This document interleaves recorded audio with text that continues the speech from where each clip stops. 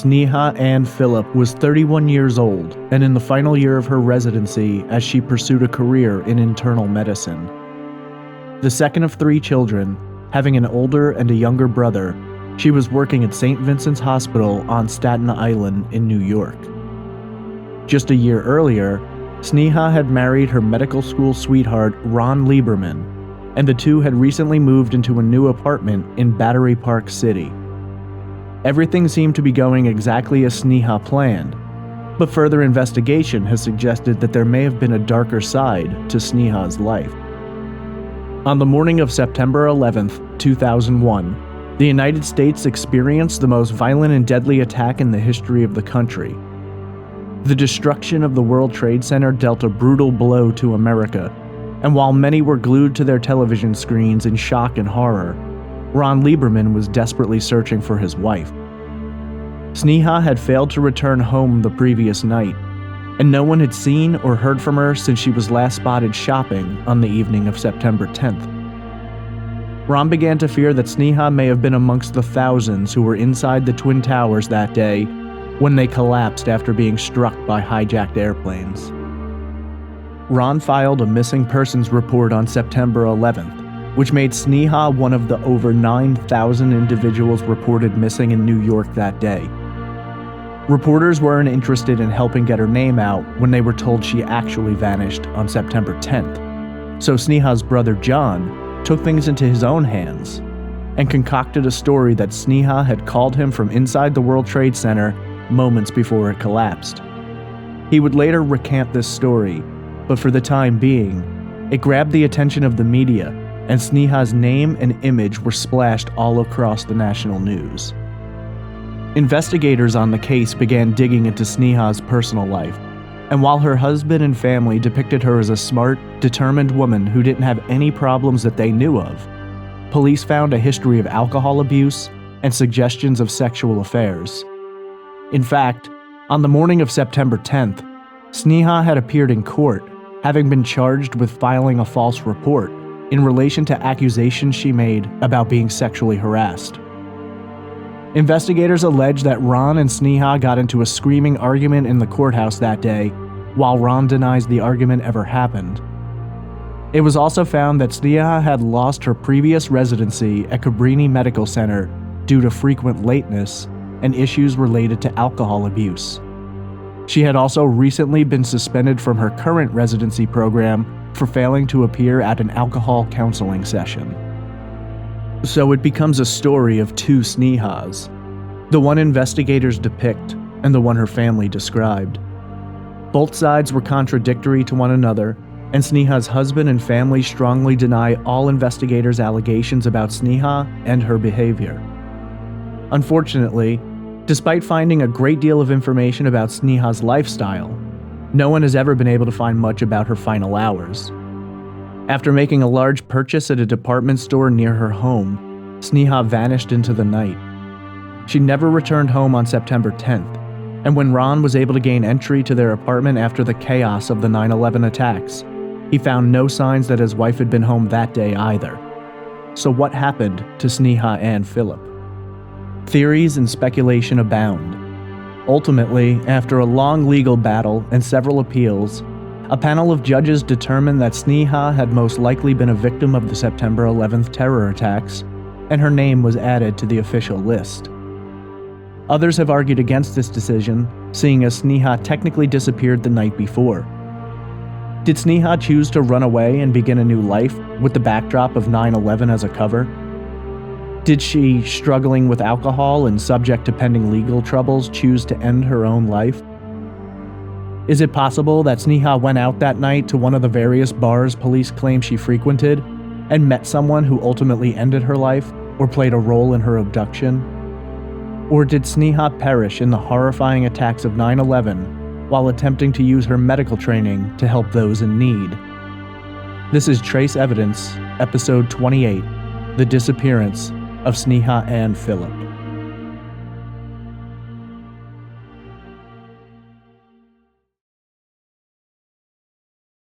Welcome to Trace Evidence. I'm your host, Stephen Pacheco. Today's episode examines the disappearance of 31-year-old medical student Sneha Ann Philip. Sneha vanished in the hours leading up to the horrible attacks of September 11th, and for many, she's considered another victim of that horrible day. Some have argued that there's no evidence to put her at the World Trade Center that day, and that her disappearance the previous night suggests some other darker fate. Before getting into the case, just a few notes about the show. Trace Evidence is a weekly true crime podcast focused on missing persons and unsolved murders. We are available across multiple platforms and on iTunes, Google Play Music, Stitcher, and many more. Trace Evidence has a Patreon for those of you who wish to support the podcast.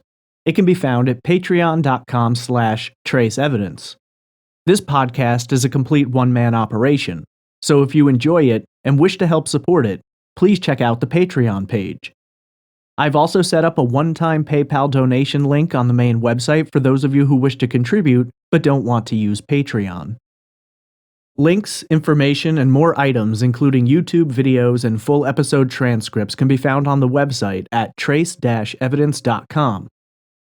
If you'd like to contact me, you can email me at traceevidencepod@gmail.com, tweet me at traceevpod, that's TRACEEVPOD, add me on Instagram at traceevidencepod, or join the Facebook discussion group simply by searching for Trace Evidence Podcast or clicking the direct link on the website. If you have questions, comments, or case suggestions, I'd love to hear from you. As a final note, if you enjoy the show, please rate and review it on whatever app or platform you're listening on. The more ratings and reviews the show gets, the easier it becomes to find the podcast, and the more attention can be given to the cases that I cover. Today I look into the disappearance of Sneha Ann Philip. It's a fascinating case, made only more complex and confusing based upon the events of September 11th. In a terrifying day when the country stood still, it's almost impossible to track down the movements of a single New Yorker. Did Sneha Ann Philip perish in the World Trade Center that day? Or did some yet unknown figure play a role in her final hours? This is episode 28, The Disappearance of Sneha Ann Philip.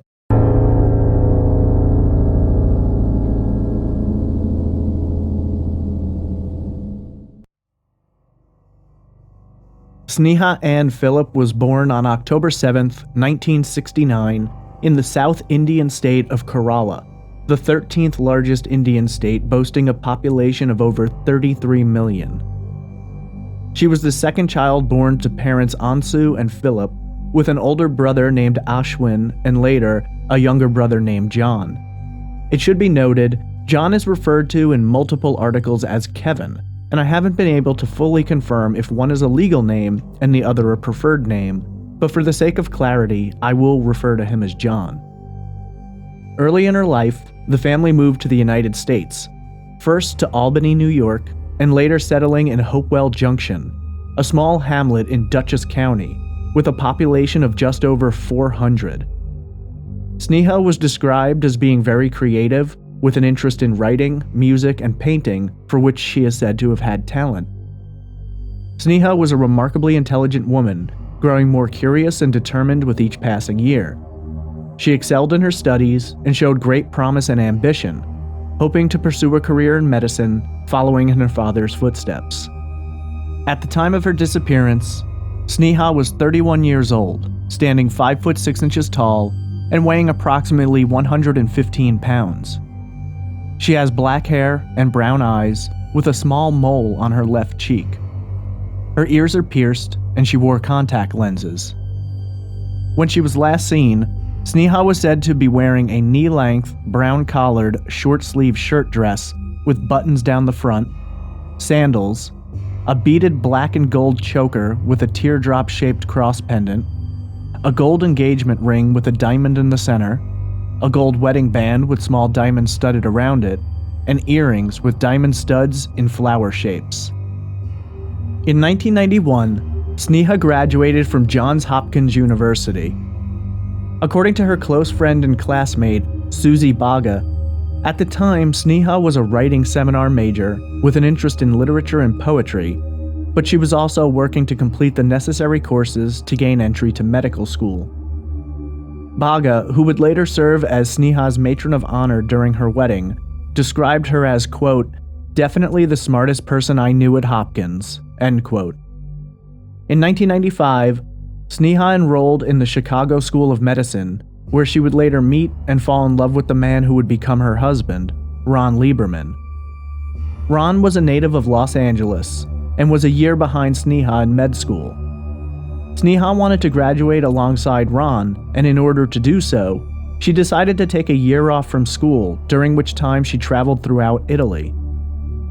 After taking this time away, Sneha returned to med school, from which she and Ron graduated in 1999.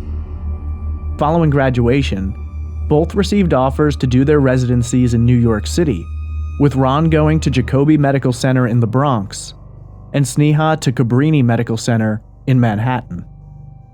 Ron and Sneha rented an apartment in the East Village together, and in May of 2000, they were married in a traditional Indian ceremony with touches of Judaism to honor both Sneha and Ron's backgrounds. The wedding took place in Dutchess County, where Sneha had grown up, and as part of the ceremony, Ron presented Sneha with a minu, a traditional Indian wedding pendant shaped like a teardrop with a diamond set in it. Shortly after the wedding, Ron and Sneha moved into a new, larger, one-bedroom apartment located in Battery City Park in Manhattan. For the next year, the marriage seemed to be going well, though Sneha began to show signs of emerging difficulties. Her residency program with Cabrini Medical Center required her to successfully complete 3 years. But at the end of the second year, her contract was not renewed. The reasoning behind not renewing was given as Sneha exhibiting tardiness and alcohol-related issues.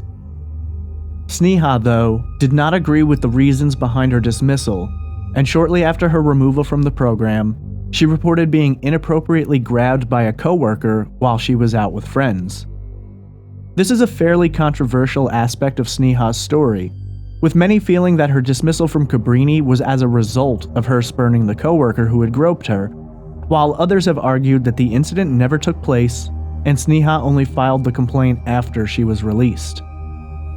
Ron has stated in several interviews that he believes Sneha was dismissed as a result of her attempting to blow the whistle on sexual and racial harassment. The Manhattan District Attorney was eventually involved and conducted an investigation into Sneha's accusation.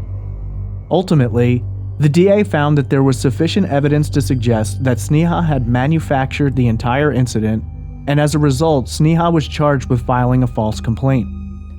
She was given the option of facing down the charges or recanting her statement, at which time the charges would be dropped. Sneha refused to recant her statement, and as a result, spent a night in jail with a future court date pending. The date of her next appearance was set to be September 10th, 2001. Following her dismissal from Cabrini, Sneha took up an internal medicine residency at St. Vincent's Hospital on Staten Island. During her time at St. Vincent's, Sneha was enrolled in an alcohol counseling program. Shortly before her disappearance, she was suspended by one of her supervisors when she failed to attend one of the counseling sessions. This act has led many to speculate that Sneha's issues with alcohol were known to her employer, and that her attending the counseling sessions may have been part of the agreement when she was brought on as a resident, though there has been nothing stated nor released to confirm this. Curiously, Sneha's family denied that she had any kind of drinking problem and have stated in several interviews that she voluntarily chose to attend the counseling sessions. On the morning of September 10th, 2001, Sneha had taken the day off in order to go to court.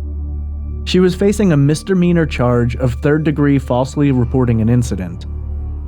During the court appearance, Sneha entered a plea of not guilty.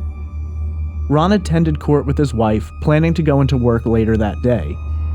According to a police report, Ron and Sneha got into an argument at the courthouse that morning. In the report, it states that Ron was upset because Sneha was, quote, abusing drugs and alcohol and was conducting bisexual acts, end quote. According to this police report, following the argument, Sneha stormed out by herself, while Ron, on the other hand, contradicts this statement, saying that no such argument took place. When asked about the report, Ron stated, quote, either I'm a liar or they're lying, because I'm 100% positive about this." End quote. According to Ron, following the court appearance, Sneha had plans of cleaning up their apartment and making preparations for a visit from her cousin, which was supposed to take place 2 days later. Sneha and Ron went to breakfast together, with Ron heading to work afterwards.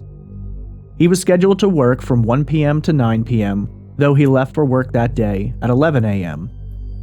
Later in the afternoon, between 1 p.m. and 4 p.m., Sneha signed online and had a 2-hour instant message conversation with her mother.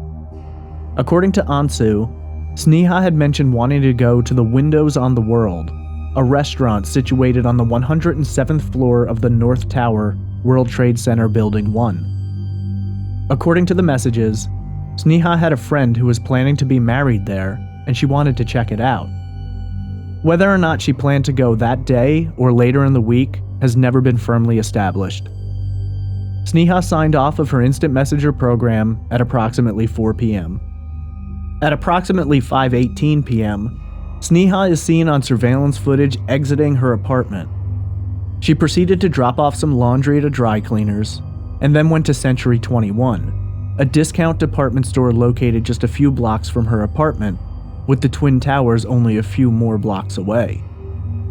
According to credit card records, Sneha swiped her husband's American Express card shortly after 6 p.m., making a purchase of lingerie, a dress, pantyhose, and bed linens. She then left the department store, entering the shoe annex located next door, and bought 3 pairs of shoes. Sneha is last seen on security camera footage at 7:18 p.m. carrying 2 large shopping bags. An employee at the shoe annex claims that Sneha was not alone and that she'd been shopping with another woman of Indian descent, who he claims Sneha referred to as her friend. Ron would later pore over surveillance footage from Century 21 for several weeks. He was unable to verify that there was in fact another woman with Sneha that night. Ron arrived home that night at almost midnight and found the apartment empty.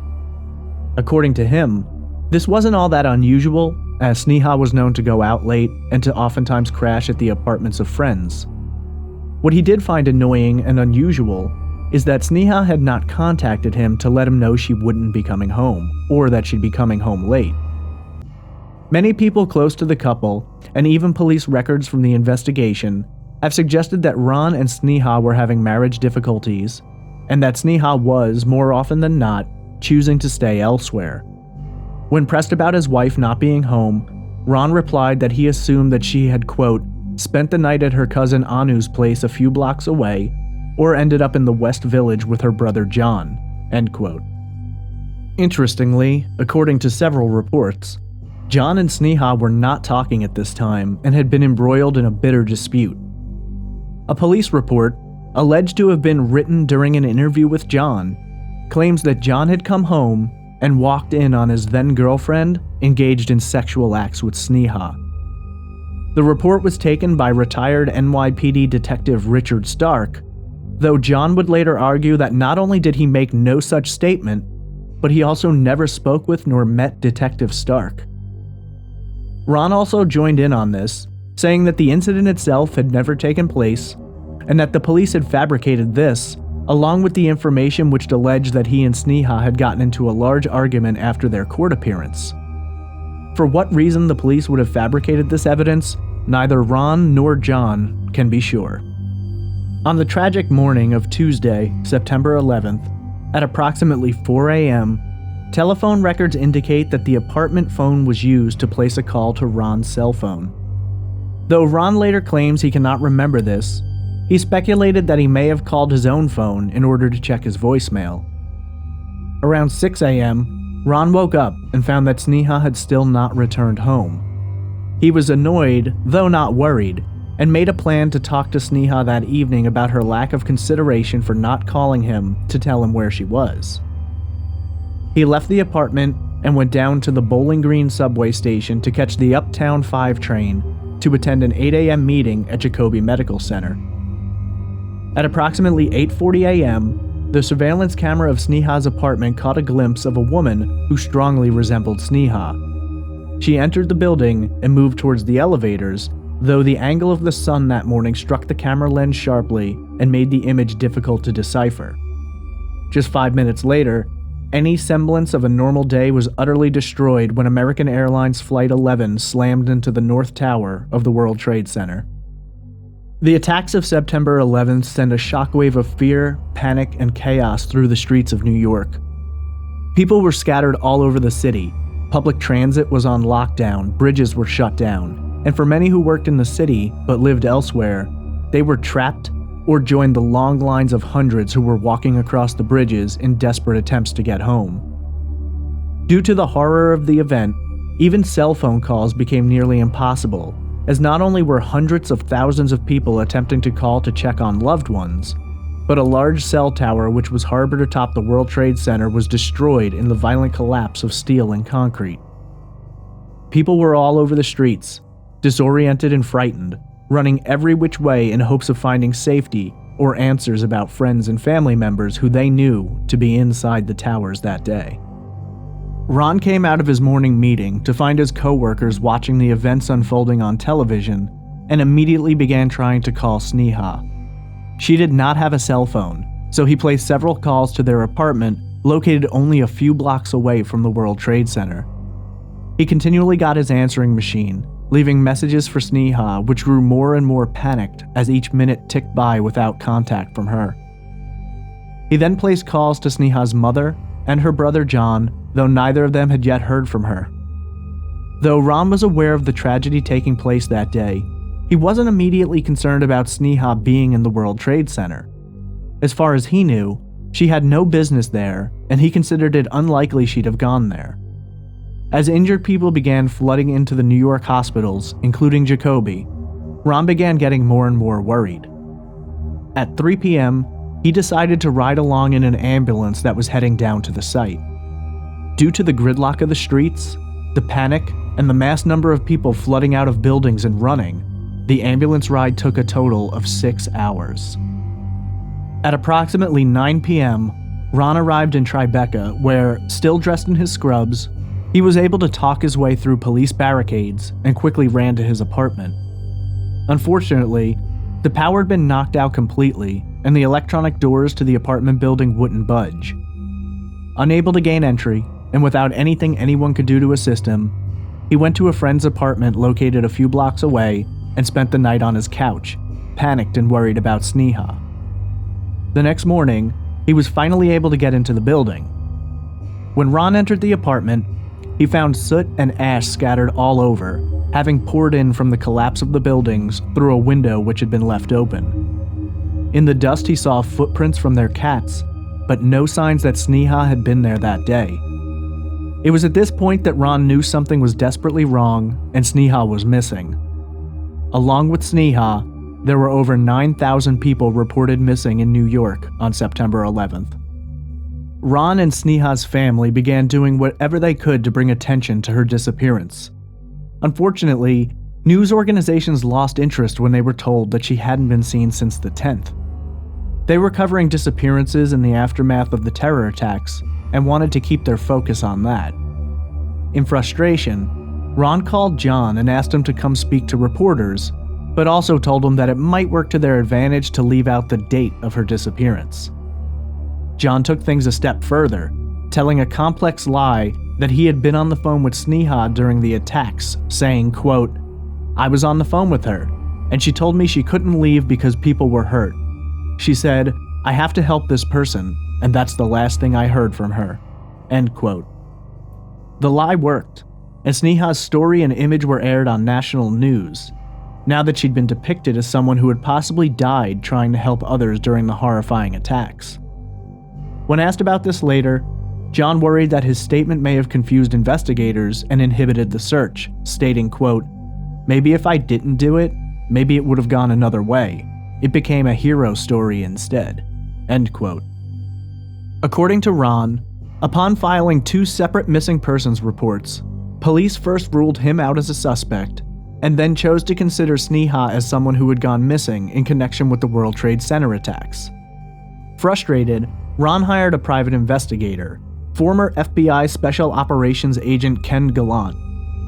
Gallant argued that there was reason to believe Sneha may still be alive, if indeed she was not in the World Trade Center when it collapsed, and began searching all of her local hangouts and questioning everyone he could find that knew or may have seen Sneha in the hours before she vanished. He engaged in a forensic examination of her computer, looking for any clues to indicate problems with someone or possibly a secret lover, though he found nothing to support these theories. Ron felt it was unlikely that Sneha was a victim of a random crime, and may have in fact been killed in the terror attacks. In an interview he stated, quote, "These kinds of crimes don't happen in Lower Manhattan, that somebody goes missing from a homicide and they don't find the body. Killers are usually stupid, they leave clues. A body would come up. Sneha just vanished with no trace. The only thing that makes sense is that she burned in the World Trade Center." End quote. While Ron and Gallant felt this was a likely scenario, the NYPD was embarking on their own investigation and finding clues which they believed suggested that Sneha may have been living a double life, one which may have led her into the arms of someone who may have killed her. According to police, Sneha was living a very different life from the one described by her husband and family. Their investigation unveiled several secret aspects of her life. According to authorities, Sneha and Ron were having intense marital troubles, and Sneha had begun frequently spending her nights out, not coming home, and not staying with friends or family, but instead, people unknown to Ron who Sneha met at bars. In addition to this, they found that 3 of Sneha's most popular hangouts were a lesbian bar called Julie's, another known as Henrietta Hudson's, and a gay rock club called Meow Mix. Police argued that there was a good chance that Sneha was bisexual and had been spending her nights with other women, though Ron and her family emphatically deny this. In fact, Ron argued that his wife may have only felt comfortable around other women and gay men at this time as a result of her alleged sexual assault at the hands of a coworker. Considering the evidence at their disposal about Sneha's alleged substance abuse problem, her supposed bisexual affairs, her pending legal case, and her dissatisfaction at home, investigators felt it was more likely that Sneha had elected to run from her problems. It was impossible to rule out any theory, but police felt it more likely that on the night of the 10th, Sneha had been with a lover and had either chosen not to come back, using the attacks of September 11th as camouflage, or that she could have committed suicide as a result of her issues, or that she may have in fact been killed in the terror attacks themselves. Ron and Sneha's family vehemently disagreed, believing that if Sneha was gone, it was not a choice she made of her own volition. 2 years would pass, and no new information regarding Sneha would ever be discovered. Her disappearance remained a baffling mystery, and while her husband and family struggled to accept this, they began to fight for Sneha's name to be included amongst the victims of 9/11. Ron filed a petition in New York's County Surrogate Court in hopes of having Sneha declared an official victim of the attacks. Judge Renee Roth, on June 29, 2006, ruled that there was not enough evidence to establish that Sneha had died on September 11th, and instead set her legal date of death as September 10th.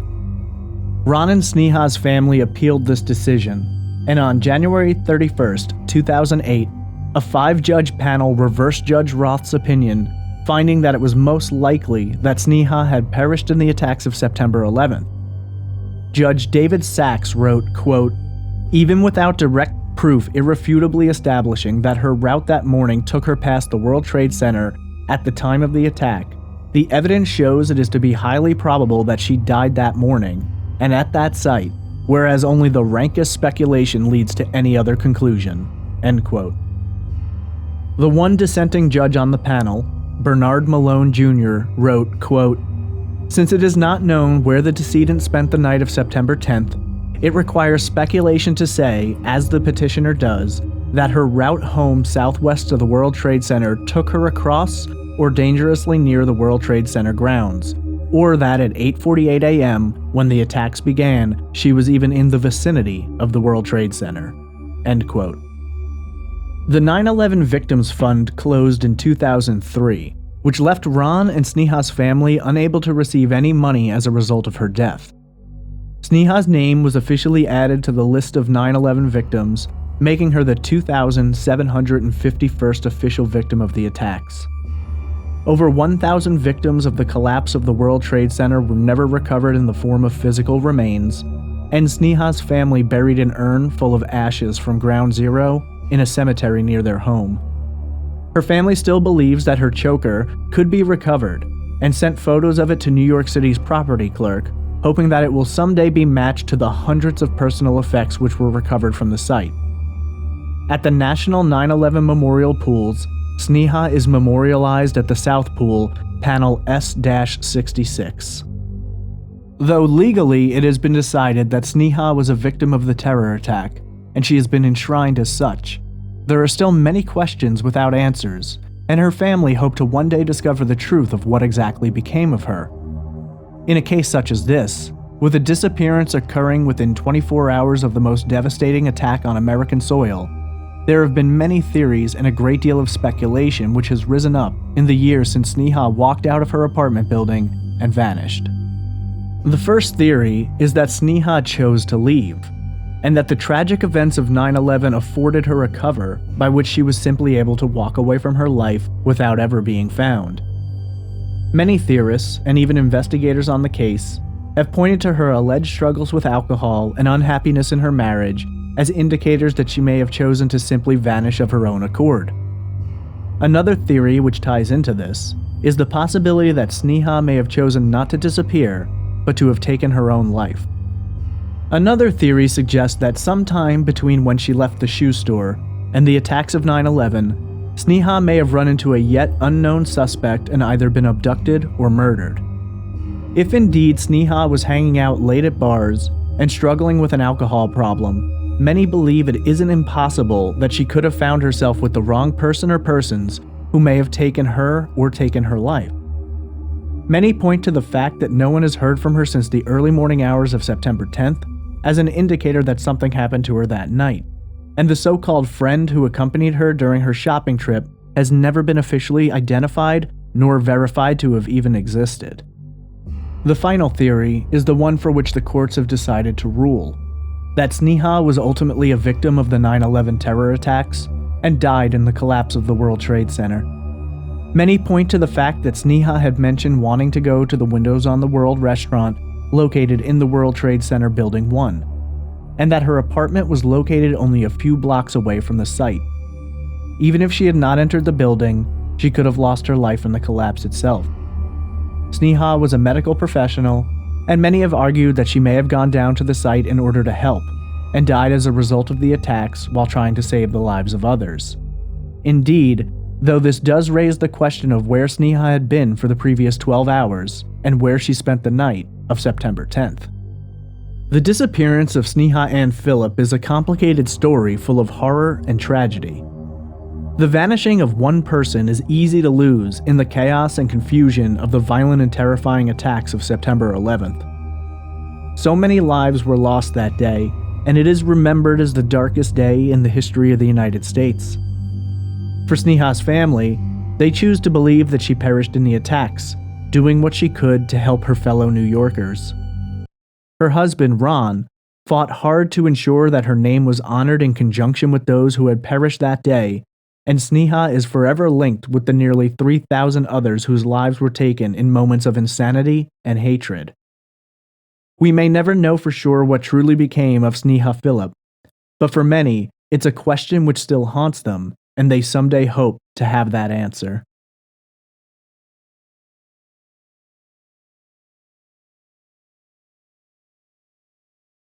The disappearance of Sneha Philip is a confounding mystery caught up in the backdrop of one of the most traumatic, deadly, and chaotic days in the history of the United States. In so many ways, what happened to Sneha has been, understandably, lost in the shuffle in the catastrophe that was the terror attack of September 11th. I lived in New York for 24 years and moved away in 2006. I was 3 months out of high school on the morning of September 11th, and though I didn't live in Manhattan, I can certainly recall in vivid detail just how chaotic things became. No one really understood what was happening, and if you had a loved one in Manhattan, it was impossible to get in touch with them or to even find out if they were all right. Cell phones just sent you straight to voicemail for the most part, and all we could do was watch in horror as the events unfolded and the buildings came down as thousands of people ran for their lives. It was a horrifying day which will never be forgotten, and for so many thousands it was their last day. Sneha Philip was one name among many, but her story may not have ended at the World Trade Center that day. For her family, it brings them some semblance of peace to believe she was lost trying to save lives as the towers came down, though it's impossible to know for sure.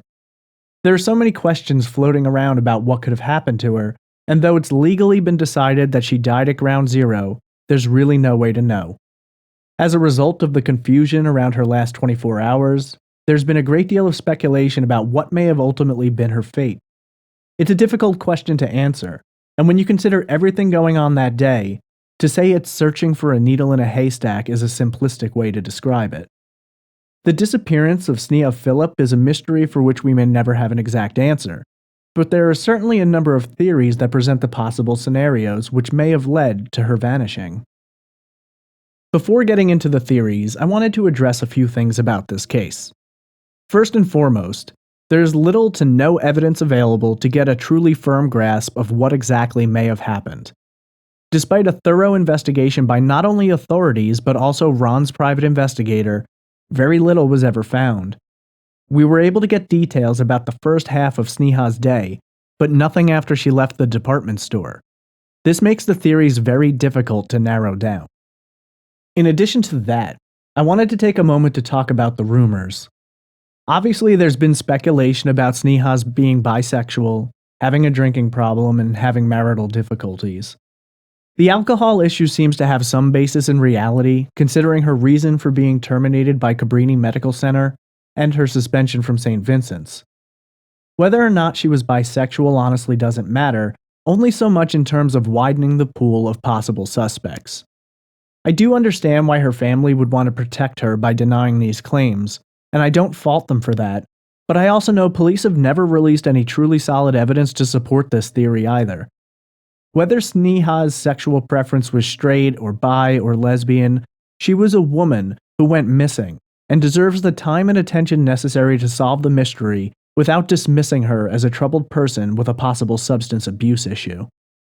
The first theory, as is almost always the case when it comes to the disappearance of an adult, is that Sneha chose to leave and begin a new life elsewhere. There's a lot of information which has been used to support this idea, but the problem is that it's hard to know which details are fact and which are speculation. The way in which the authorities' point of view is so diametrically opposed to the family's makes it hard to know. The family paints a portrait of a woman who had gone through a difficult period in her life, but was doing good at this time. Her husband Ron has said that they didn't have any marital problems, and that Sneha certainly didn't have any issues related to alcohol. The family also strongly deny the allegations that have been made about her sexual preference. Authorities believe that the marriage was experiencing turmoil, that Sneha did struggle with alcoholism, and that she was engaging in sexual acts with other women and possibly other men. Whether the family's perspective shows a hardworking woman who, despite some struggles, was living a good life, the police have illustrated a troubled woman facing difficult conflicts, including but not limited to being married while carrying on outside affairs and spiraling into an alcoholic lifestyle. So which is the real Sneha? Logic would dictate it's probably somewhere in the middle.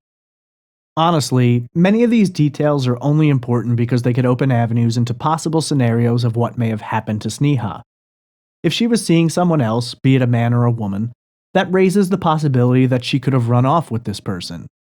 If she was having a hard time and drinking too much, then we have to question her state of mind and her decision-making skills at the time. If indeed the truth lies somewhere in the middle, then it isn't hard to imagine Sneha could have been facing difficult decisions and may have been feeling confused or lost.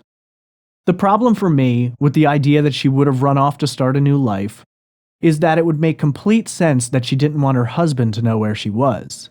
But why would she not have contacted her family? We know that on September 10th, one of her last points of contact was a 2-hour instant messenger conversation with her mother. So as far as we know, there was nothing said during that time to give the slightest hint that she was planning on running off somewhere. Sneha was pursuing a career as a doctor. She had a year left to complete her residency. Would she simply walk away from her dreams as well? That's a hard question to answer. We do know that she'd been suspended from work due to missing an alcohol counseling session, and on that last morning, she had entered a plea of not guilty in regard to charges of filing a false report about the sexual assault incident she reported. Obviously, this was a very trying and chaotic time. Regardless of how strong of a person you are, suspension from work, coupled with a pending legal battle, can be extremely stressful and could certainly make someone want to disappear. So is it possible that Sneha simply chose to run off?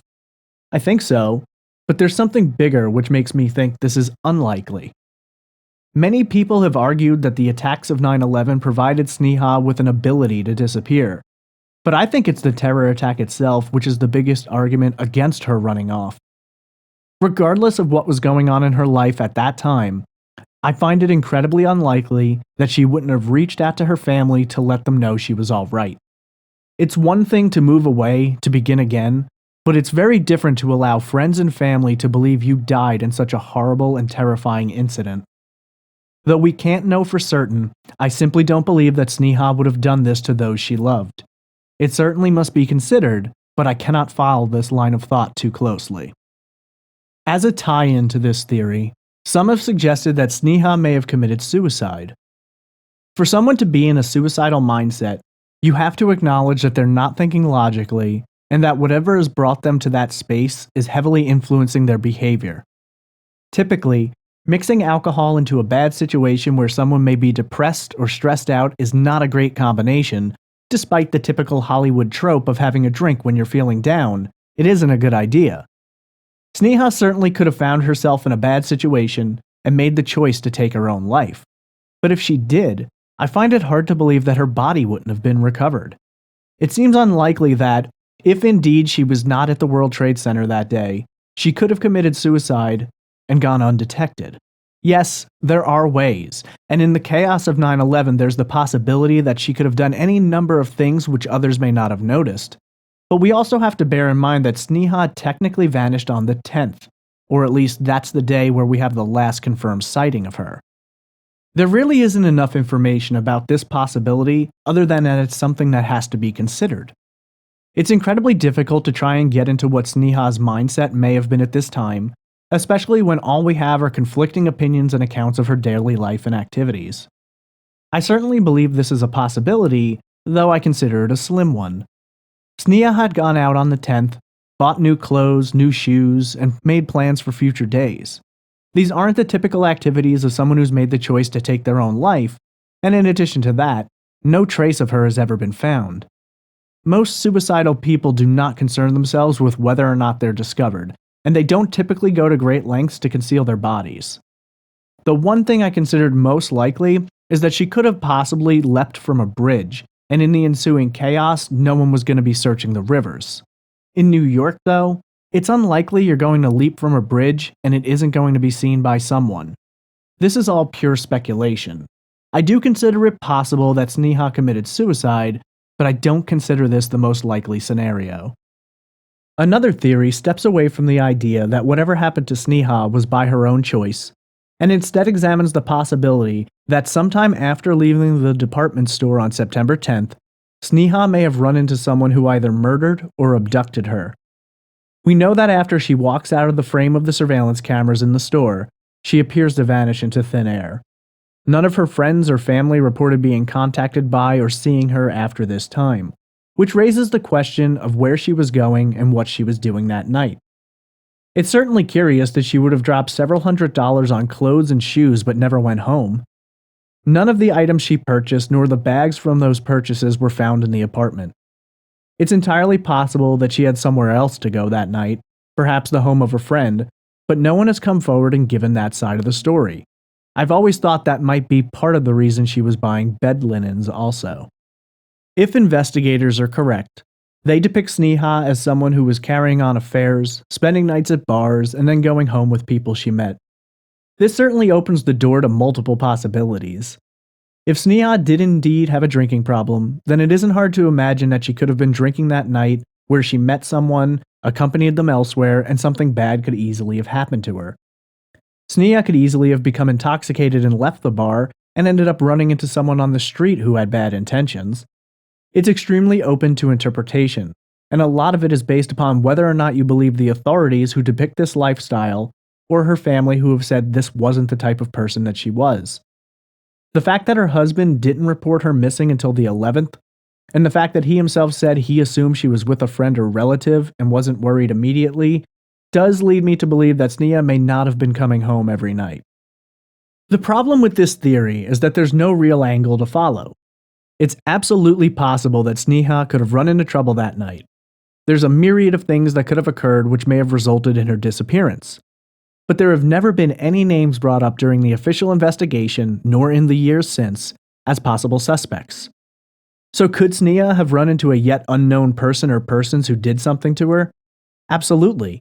But whether or not that's what happened is difficult to determine.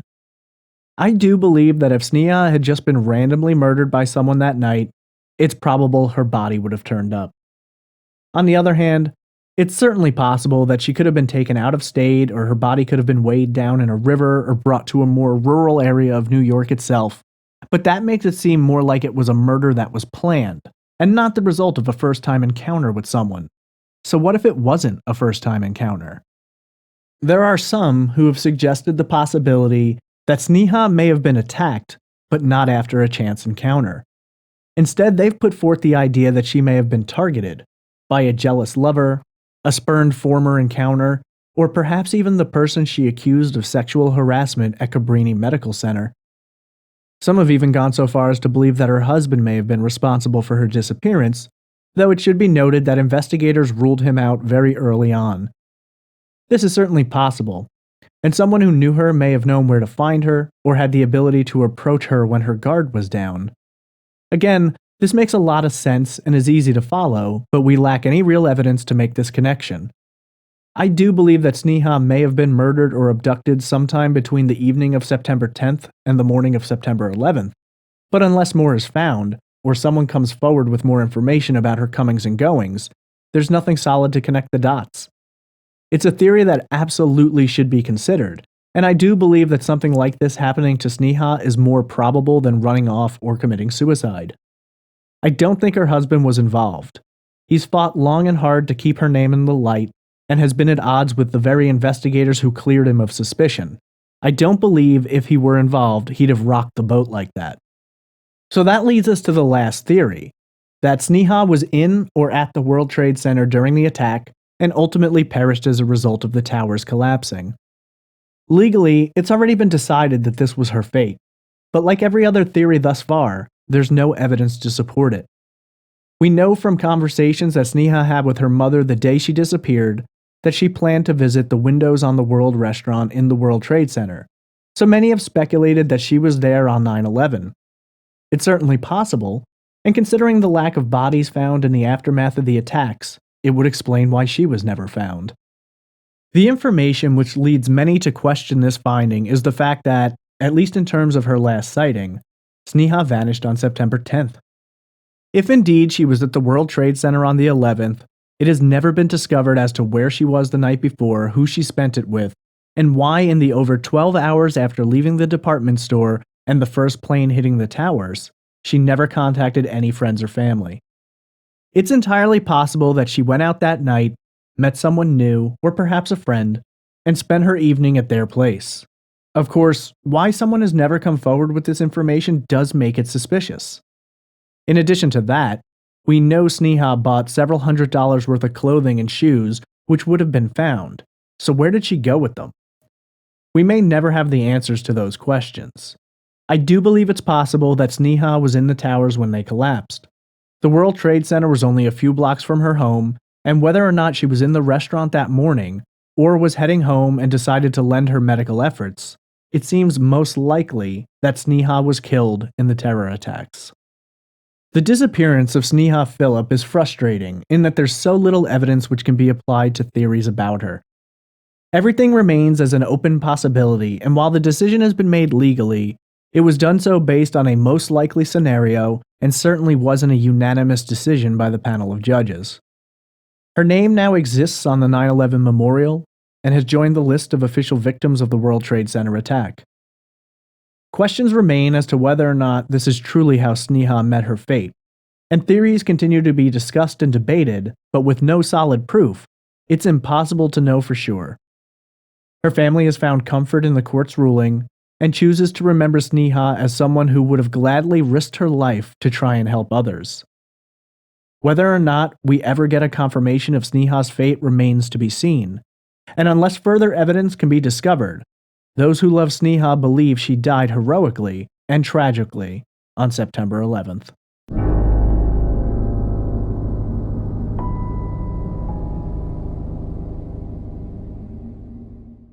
If you're interested in finding more information about the disappearance of Sneha Ann Philip, there are many news articles and sites dedicated to her story. If you have any information about the disappearance of Sneha Philip, please contact the FBI. What do you believe happened to Sneha Philip? Tweet me at TraceEvPod, email me at traceevidencepod@gmail.com, or comment in the Facebook group. If you'd like to support Trace Evidence, please visit the Patreon page located at patreon.com/traceevidence. I want to thank you for listening to this episode of Trace Evidence and invite you to check out our website at trace-evidence.com. You can find links to the Patreon, social media accounts, as well as places to go to download the podcast and subscribe. I'm always eager to hear your feedback. If you enjoyed this episode, please give us a good rating on iTunes and leave us a review. This will greatly help our reach and bring more attention to the cases I cover. Thank you for listening, and I hope you'll join me next week for another unsolved crime on the next episode of Trace Evidence. I'm going to leave you with a promo for another true crime podcast I've recently discovered that I think you might want to check out. My name is Hunter. And my name is Brittany. And we are the hosts of Murder and Such, a podcast about murders, death, serial killers, the macabre, and dark subject matter. Join us each episode while we take a more vulgar and explicit dive into cases that you may know, and some you've never heard of. Subscribe to our show on Apple Podcast, Stitcher, Podbean, and most other podcast services.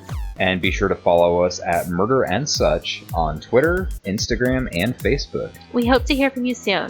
Stay weird.